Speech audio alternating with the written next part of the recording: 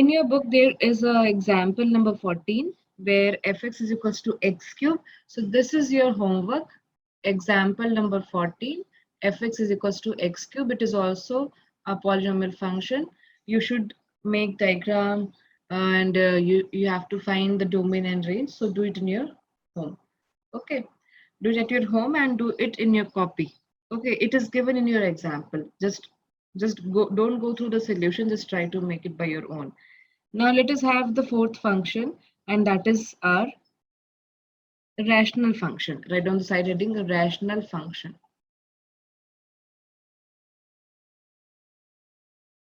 We know that rational function looks like a function in numerator and divided by a function in denominator. So this is the format of your rational function. And we know that for any rational function, denominator should not be equals to 0. So I want to tell you that you all have studied about the rational number which is in the form of p by q, where q is not equals to 0. From here only this came. Okay. Now let us have one example. I'm taking one very simple example. Fx is equals to 1 by x. You can see that this is a rational function. fx ऊपर देखोगे आप 1 है, नीचे कितना है x. दो function का क्या है, ये कॉम्बिनेशन है जो न्यूमरेटर और डिनोमिनेटर में है. ठीक है.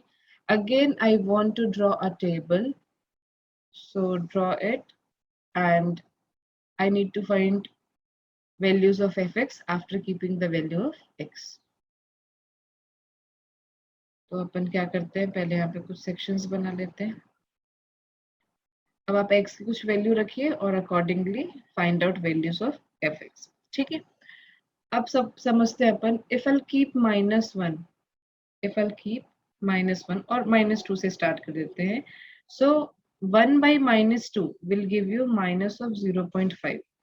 If I'll keep -1, 1 by -1 will be -1. ठीक है. If I'll keep 1, then it will be 1. If I'll keep 2, it will be 0.5. Okay. Now my question is, why I'm not keeping x is equals to 0? Why I'm not keeping x is equals to 0? Because if I'll keep x is equals to 0, it will be 1 by 0 and my function value will get infinity. Okay. That's why इसका जो denominator है वो कभी आपका 0 के जितना नहीं हो सकता है. ठीक है. क्योंकि उस पॉइंट पे आपका फंक्शन क्या है, आपका फंक्शन हो जा रहा है नॉट डिफाइंड. क्या हो रहा है, नॉट डिफाइंड. मतलब अगर आपने 0 रखा x की वैल्यू को, तो you are getting fx as infinity. तो अपन ये देखते हैं दैट इसको अपन ग्राफ में कैसे शो करेंगे. सब वैल्यूज को उसके साथ में इंफिनिटी को भी अगर मुझे शो करना है तो उसको ग्राफ में कैसे शो करते हैं. सो let me draw the graph. Now let us put the points. It is 0, it is -1, it is -2, it is 1 and it is 2. This is 1, this is 2, and this is -1 and this is -2. Now just try to plot it. So when I have x as -2, I'm getting -0.5. तो -0.5 यहाँ यहाँ कहीं होगा यार ना, ये -0.5 है. तो एक वैल्यू आई मेरी ऐसी यहाँ कहीं पे, -2 पे -0.5, -1 पे 1, -1 पे 1 मतलब यहाँ पे. ठीक है. एक मैंने रखा 1, तो 1 पे 1 आ गया और 2 पे कितना आया, 0.5. ठीक है. अब मुझे इस ग्राफ को क्या करना है, मैच करवाना है. बहुत ध्यान से देखना. अगर आपने 0 रखा तो कितना मिल रहा है, इंफिनिटी. देखो ये ग्राफ कुछ ऐसे बन रहा है ना, इधर जाते जाएगा, कम होता जाएगा. 3 रखोगे तो 0.33 मिलेगा, मतलब नीचे कहीं पे आ जाएगा. ठीक है ना. तो 1 से नीचे आप कुछ भी, 1 से बड़ी आप कोई भी वैल्यू आप रखते जाएंगे, आपकी वैल्यू छोटी होती जाएंगी. 3 रखोगे तो कितना आ जाएगा, 0.9, 0.33 ऐसा आएगा. फिर 4 रखोगे तो 0.25 आएगा. तो आपने देखा कि 1 से आप जैसे वैल्यूज को बढ़ाते जा रहे हैं, आपकी वैल्यूज और नीचे कम होती जा रही है. ठीक है ना. तो एक टाइम ऐसा आएगा, जैसे मान लो आपने रखा 10, तो उसकी वैल्यू कितनी आ जाएगी, 0.1. और आगे बढ़ाएंगे तो वो नीचे जाती जाएगी वो वैल्यू. ठीक है. और जब आप x की वैल्यू को इन्फिनिटी रख देंगे then your fx will be equal to 1 by infinity मतलब 0, मतलब कहीं इन्फिनिटी में जा करके वो 0 से क्या करेगा, मैच करेगा। वैसे ही जब आपकी वैल्यू अगर आपने 0 रख दी तो वो कहाँ चला जाएगा, इन्फिनिटी में। तो इन्फिनिटी को अपन इस तरीके से दिखा, ऐसे। सेम यहाँ पे भी ऐसा, ठीक है। एक बार मैं और एक्सप्लेन करती हूँ आपको।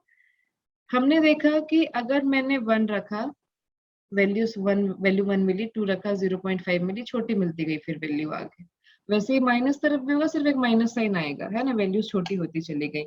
तो आप देख रहे हो कि बस -1 के बाद में ये सब वैल्यूज ऐसे छोटी होती जाती हैं, ऐसे ऐसे इधर मिलती जाएंगी वैल्यू, ठीक है।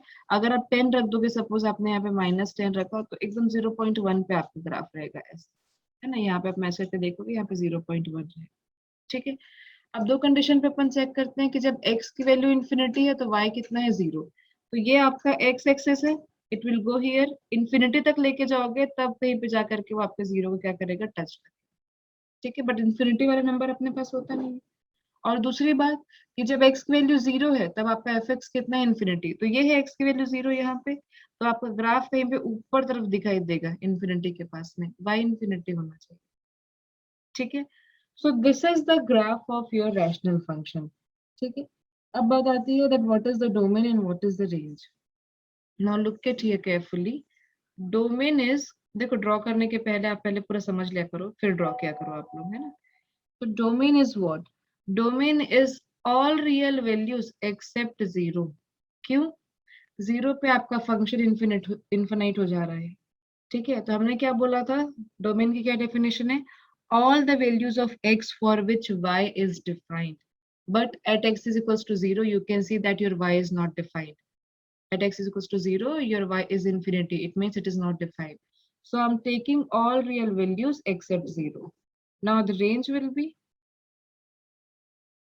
range क्या है आपका, all the values of y which comes after keeping the value of x, right, which comes after keeping the values of x। तो अपन 0 तो रख ही नहीं रहे हैं, तो वो तो कोई मतलब ही नहीं है, मतलब अपन को हर वक्त क्या मिल रही है, कुछ रियल वैल्यूज मिल रही है, ठीक है। हमको हर वक्त क्या मिल रही है, कुछ रियल वैल्यूज मिल रही है। 0 तो अपन रख ही नहीं रहे, तो उसके लिए कोई कंडीशन अपन को लिखना नहीं है। हम हर बार क्या रख रहे हैं, कोई रियल वैल्यू ही रख रहे हैं, और उनके लिए आपको क्या मिल रहा है, कोई रियल आंसर मिलते जा रहा है। तो ये पूरा आपको क्या हो जाएगा, रेंज हो जाएगा, ठीक है। So this is all about your rational function. इसको नोट कीजिए जल्दी से। सी, write down the fifth function, which is modulus function, which is modulus function। देखो नाम को आपको बिल्कुल ही ध्यान रखना है ना, दैट कौन सा ग्राफ किसके जैसा दिखा, है ना, and what was the name of that function. जैसे अभी अपन क्या पढ़ रहे हैं, modulus function. So let me tell you that कैसे दिखता है ये modulus function. It look like fx is equals to mod of x। अगर आप लोग ने ये सिंबल नहीं देखा होगा तो let me tell you about it. Mod की प्रॉपर्टी ये होती है that if you put any negative number inside it, it will be positive then, right. Positive number तो पॉजिटिव रहता ही है, बट कोई नेगेटिव नंबर अगर आपने यहाँ पे पुट कर दिया तो उसको भी वो पॉजिटिव करके बाहर निकालता है, ठीक है। This is the property of your modulus function. It means all the time you will get positive values, whether you keep negative one or the positive one, okay।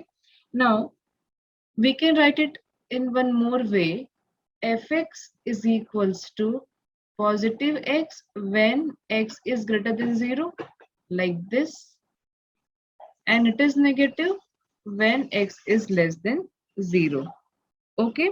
what does it mean कि भाई ये अंदर वाले x को कैसे पहचानेंगे अपन कि ये कितना है, ये पॉजिटिव है कि नेगेटिव है, क्योंकि आपका जो fx है वो तो हमेशा क्या देगा, पॉजिटिव वैल्यू देगा।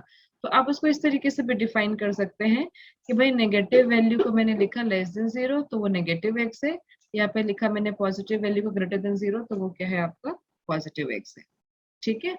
Now just try to draw this function.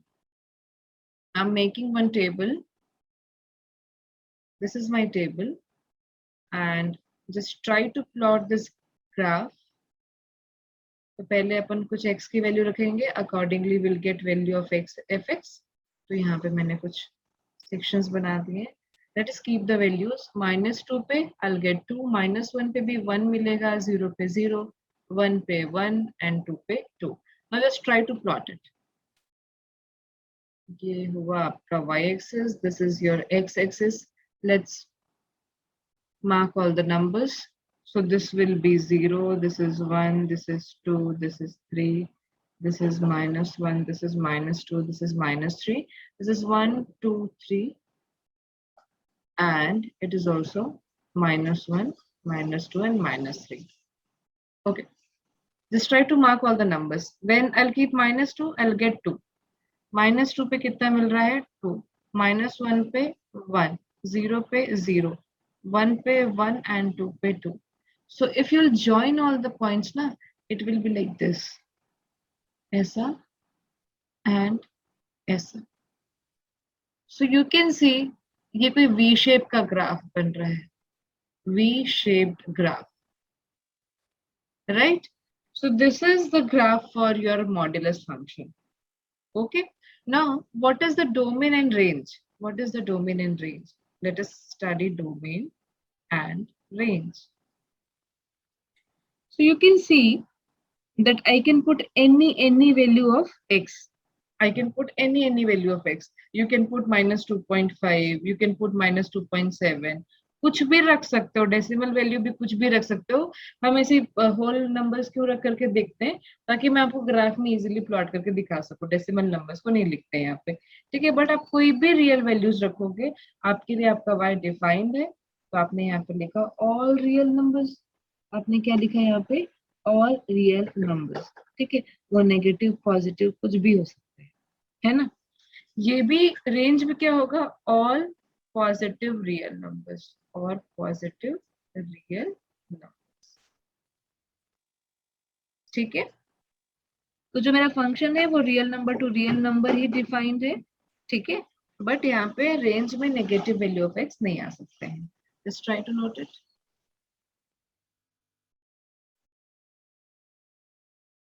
Now let us understand the signum function. Signum function. सिग्नम फंक्शन आप लोग के लिए बहुत ज्यादा यूजफुल नहीं है, बट जैसे आप 12th के बाद इंजीनियरिंग के लिए सपोज आप जाते हैं, तो वहां पे सिग्नल एंड सिस्टम एक सब्जेक्ट होता है, पर्टिकुलरली इलेक्ट्रॉनिक्स वालों के लिए, ठीक है. वहां पे ये सब चीजें अपन पढ़ते हैं. तो ये बस आप समझ लो कि सिग्नम फंक्शन कैसा दिखता है और कैसा बनता है. तो एफ एक्स की वैल्यू होती है, it is 1 when x is greater than 0, all the time 1 रहता है ये, ठीक है. It is 0 when x is equals to 0 and it is -1 when x is less than 0, ठीक है. देखिए एक स्पेशल टाइप का फंक्शन है. जब भी x पॉजिटिव वैल्यू देगा उसकी वैल्यू 1 ही रहेगी, मतलब कांस्टेंट फंक्शन ही है. देख लो ये भी पॉजिटिव साइड में पूरा 1 ही रहेगा, ये भी कांस्टेंट है. नेगेटिव साइड में हमेशा कितना रहेगा? -1 रहेगा. So if you try to make it ना, it will be like this. This is my y-axis, this is my x-axis. ये हो गया आपका 0, this is my 0, ये हो गया सपोज आपका 1 and this is your -1, ठीक है. अब देखो आप यहाँ पे मैं x की वैल्यू कुछ भी रखूं पॉजिटिव साइड में, कुछ भी 1 2 3 4 1.5 कुछ भी, हमेशा वो क्या मिलेगा मेरे को? 1 ही मिल रहा है, 1 ही मिल रहा है, 1 ही मिल रहा है, ठीक है. तो इस साइड वाला ग्राफ कैसा मिलेगा मेरे को? ऐसा मिलेगा, ठीक है. वैसे ही सेम ये वाला ग्राफ मुझे ऐसा मिलेगा -1 पे हमेशा, ठीक है. और 0 पे क्या रहेगा? 0 ही रहेगा. आप देख रहे हैं 0 पे उसकी वैल्यू क्या है? 0 है. तो आपका जो सिग्नम फंक्शन का ग्राफ है वो अपने को कुछ इस तरीके से मिलता है. ये जो रेड कलर से मैंने बनाया हुआ है, ठीक है. This is the graph of your signum function, ठीक है. नाउ अब बात आती है कि भाई इसका डोमेन क्या है. तो डोमेन तो कोई भी रियल वैल्यू आप रख रहे हो. एक्स की वैल्यू देखो, आप कुछ भी रख सकते हो, कोई भी रियल वैल्यू. तो इसका डोमेन कितना हो गया? Any real value. बट आप रेंज देख रहे हैं भाई, रेंज तो वैल्यू ऑफ y होता है या f(x) की वैल्यू होती है, which can be only 1 0 and -1. you get -1 0 and 1. This is the range of signum function. तो अगर ये ज्यादा अपने क्वेश्चन से इंपॉर्टेंट नहीं है तो क्यों पढ़ा रहे हैं यहाँ पे? कभी आपका ऑब्जेक्टिव क्वेश्चन फॉर्म हो सकता है यहाँ पर से सिग्नम फंक्शन से, ठीक है. So this is your signum function, इस तरीके का दिखता है, and this is the domain और range of the signum function. तो ये बहुत छोटा सा फंक्शन है. अपन आगे बढ़ते हैं ग्रेटेस्ट इंटीजर में। आप 2 मिनट का टाइम लेकर के इसको नोट कर लेना, मैं वापस दिखा, ठीक है? या फिर नोट कर ही लो, नोट कर लो।